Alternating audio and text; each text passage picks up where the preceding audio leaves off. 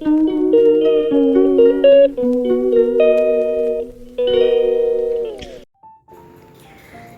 সকাল বন্ধুরা, চায়ের কাপ হাতে নিয়ে আবার চলে এসেছি তোমাদের সামনে।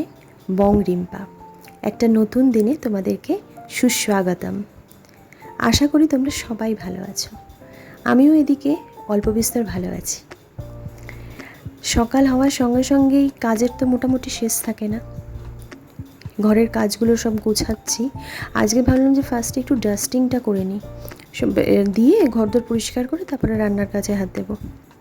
তো সেই হিসেবে ক্যামেরাটা রেখে বলতে মেয়েকে বললাম যে ধরতে, কারণ আমার তো স্ট্যান্ড নেই। অ্যাকচুয়ালি ব্লগিংটা প্রথমে করছিলাম, তারপরে একটা লং গ্যাপ গেছিলো, তো সেই কারণে এগুলোর দিকে আর নজরটা দেওয়া হয়নি। পরবর্তী ক্ষেত্রে একটা স্ট্যান্ড ফ্যান কিনে নিতে হবে, কারণ স্ট্যান্ডটা থাকলে কি করতে সুবিধা হয় ভিডিওগুলো। তো যাই হোক, মেয়ের ঘরের বিছানাটাকে ঝেড়ে পরিষ্কার করে একটু স্টাডি টেবিলটাকে পরিষ্কার করে দিচ্ছিলাম। দেখতে থাকো তোমরা। আর কি বলো তো, আমার ঘরটা রাস্তার খুব একটা এখন যেখানে আছি, আমার যে বাড়িটা রাস্তার খুব একটা উপরে, আগে যখন থাকতাম ওটা একদমই উপরে ছিল, রাস্তার উপরে। তো এটা একটুখানি গলির মধ্যে, তো তাতেও কী হয় বলো তো, এত ডাস্ট হয় না, আর ডাস্টগুলো না ভীষণ মিহি চারিদিকে। তুমি ধরো আজকে পরিষ্কার করলে তো কালকে আবার সে ওরকম ডাস্ট হয়ে যাবে। বিছানা চাদরগুলো যত তুমি ঝাড়বে তত ওরকম নোংরা, তো প্রতিদিনই করতে হয়। আর যদিও বিছানার চাদর তো সবাই প্রতিদিনই বিছানা সবাই ঝাড়ে, কিন্তু এই যে তুমি যে এগুলো দেখছো ফার্নিচারগুলো, তো এইগুলো না আমি একদিন গ্যাপ দিয়ে নেক্সট ডেতে আবার করি, ওটা ডেলি করি না। ডাস্টিংটা ডেলি করা হয় না। আর তাছাড়া কী বলো তো, গরমটাও ভীষণ পড়েছে। তো এখন কি হচ্ছে, একটু বৃষ্টি হচ্ছে, তো যেদিন বৃষ্টি হচ্ছে সেদিন ওয়েদারটা একটু ভালো থাকছে, পরের দিনটা একটু হালকা ঠিকঠাক, আবার তারপর থেকে সেই গুমোট গরম। ফলে গরমে কাজ করতে করতে না ক্লান্তিটাও এসে যাচ্ছে। আর আমার তারপরে কী বলো তো, বিকেলে বেরোনোর একটা ব্যাপার থাকে, তো তার জন্য আরও বেশি এক্সস্টেড হয়ে যায়। এটা আমাদের বেডরুমে এসে আবার ওই ঘরটা পরিষ্কার করে, এই ঘরে বেডরুমে এসে আবার এই ঘরটাকে পরিষ্কার করলাম।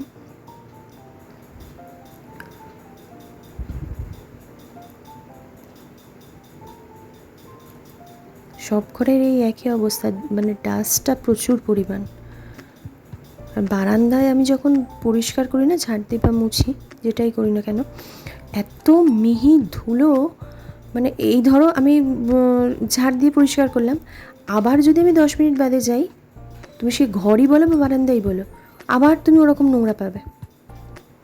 ওই জন্য না ভীষণ বিরক্ত লাগে। আমি মাঝে মাঝে করি কি, ওই সাইডটা যে বারান্দাটা, সেটার দরজাটা পুরো একদম বন্ধ করে রেখে দিই। কেননা একটা ধরো আমি চটি পড়ে যাচ্ছি, ওইখান থেকে আবার আমি এই সাইডটায় আসছি, তো নোংরা তো হচ্ছেই।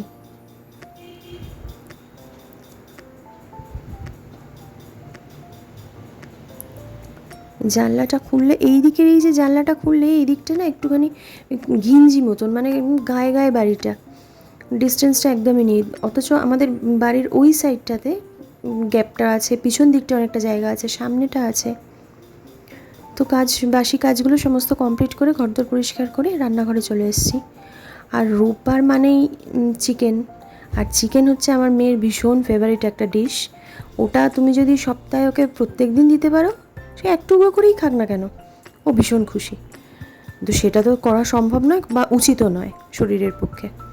তো সেই কারণে সানডে আমাদের যে চিকেনটা হয়, ওটাকে আমি একটুখানি সামান্য নুন, লঙ্কার গুঁড়ো দিয়ে আর দই দিয়ে ম্যারিনেট করে 1 ঘন্টার উপর রেখে দিই। ওটাও যদি ওভারনাইট তোমরা রাখো তাহলে তো খুবই ভালো। আমি 1 ঘন্টা সামান্য বেশি রেখে দিই, আর দিয়ে তারপরে করি। মাংসটা বেশ সুন্দর সিদ্ধ হয়ে যায়, টেস্টিও হয় খেতে।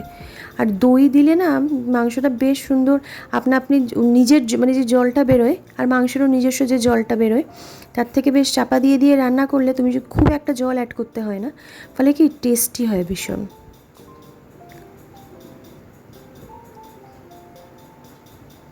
আমি ওই সিমে করে চাপা দিয়ে দিয়ে রান্না করি। মাংসটা করতে আমার বেশ টাইম লাগে, কড়াতে করি, প্রেশারটা ইউজ করি না, মানে আমার প্রেশারের মাংসটা আমারও খেতে অতটা ভালো লাগে না, মেয়েও অতটা পছন্দ করে না।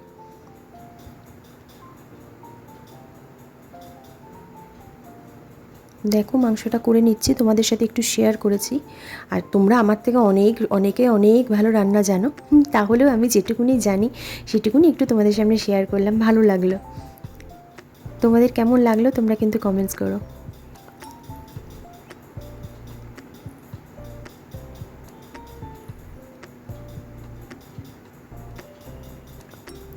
দেখতে থাকো ততক্ষণ রান্নাটা।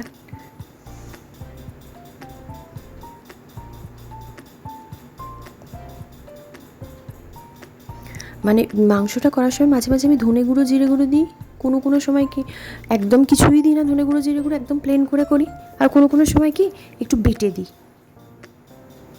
মানে যখন যেটা আমার ইজি লাগে। তো এই আজকে ওই পাউডারটাই দিয়েছিলাম কেনা, তবে কেনা পাউডারটার ইউজ করার থেকে না যদি তুমি বেটে দাও সেটা বেশি টেস্টি হয়। তো কালকের মাংসটাও মানে যে মাংসটা আমি করেছিলাম সে মাংসটাও সুন্দর হয়েছিল। আর এই যে জিনিসটা, এই বোতলটা, এই ঠান্ডা জলের একটা বোতল, আমি তো বারবার খাই রান্নাঘরে। ধরো কাজ করলাম, ঘাম হয়তো আর জল তেষ্টাও পেয়ে যায়, কাজ করলাম আবার জল খেলাম, আবার ভরলাম, আবার ঢুকিয়ে দিলাম, এই করতে থাকি।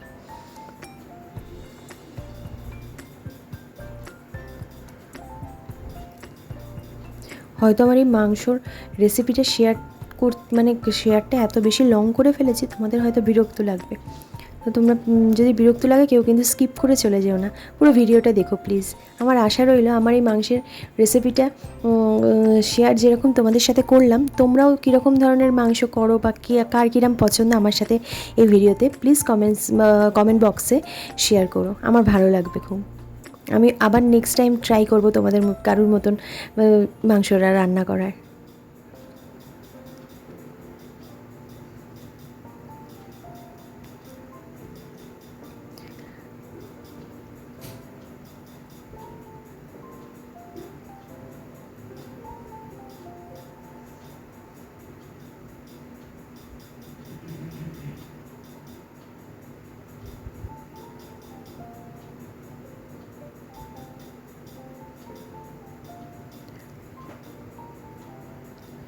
দেখো মাংসটা থেকে তেল ছেড়ে এসছে সাইডে।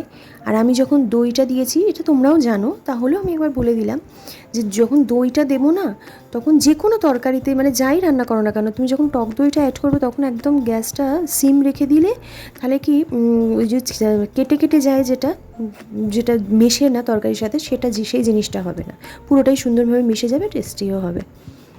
আশা করি তোমরা সবাই জানো, তাও একটু জ্ঞান দিয়ে দিলাম।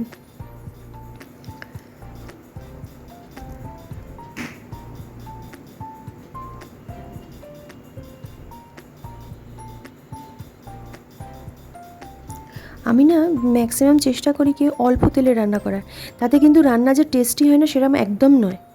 অল্প তেলে রান্না করি কিন্তু টেস্টিও হয়, রান্নাটা সেদ্ধও হয়, আর শরীরের পক্ষে ওটা খুব ভালো, মানে হেলদিও হয়। আর বেশি তেল দিয়ে রান্না করলে না একদম আমরা কেউই হজম করতে পারি না, মানে সহ্যই হয় না। তার মানে এই নয় যে এরকম স্পাইসি খাবার আমরা খাই না, বাইরের খাবার তো সবাই খায়, তো সেই সময় লোভে পড়ে হয়তো খাই, কিন্তু শরীরের তার এফেক্টটা আসেই। তো সেই কারণে আমি বাড়িতে সবসময় চেষ্টা করি অল্প তেলে একটু হেলদি করে, অথচ টেস্টি করার চেষ্টা করি রান্নাটা। তো ব্যাস আমি রান্না করে তোমার স্নানটা করে পুজো হয়ে গেছিলো। সরি, পুজোটা আমি দিইনি, স্নানটা করা হয়ে গেছিলো, তার আগে মেয়ে স্নান করে পুজো দিয়ে নিয়েছিল, ও পুজোটা দিতে ভালোবাসে। তো আমি চলে এসেছি লাঞ্চ টেবিলে, ভাতটা সার্ভ করে দিচ্ছি। ভাত আর ওই কালকের মুড়ি ঘন্টটা ছিল, আমি আজকে জাস্ট মাংস করেছি আর ডাল ছিল, ব্যাস আর কিচ্ছু করিনি, ভাত করেছি। আর আমি কালকেই বলছিলাম তোমাদেরকে যে ডালটা আমার হাজব্যান্ডের রোজ লাগে, ডালটা ছাড়া খেতে পারে না, আমার আর মেন না হলেও চলে। তো যাই হোক আমি খাবারটা শেয়ার করে দিলাম, তারপরে চলে এলাম রাত্রিবেলা, মাঝখানটা আবার লং গ্যাপ। আর কেন, কারণটা তোমরা জানো। তো আর বেশি বকবক করে ভিডিওটাকে লং করব না, খাবারগুলো শেয়ার করবো, জাস্ট একটু সার্ভ করে দেবো, ওইটুকুনি টাইমটা তোমাদের সাথে শেয়ার করলাম। আশা করি তোমরা ভালো থেকো এবং ভালো আছো, আশা করি তোমরা ভালো আছো এবং আশা রাখবো তোমরা ভালো থেকো। এই দিয়ে আমি আমার ভিডিওটা শেষ করছি। মিষ্টি মুখ করে সবাই ভিডিওটাকে শেষ করো। শুভরাত্রি, good night, love you all, by.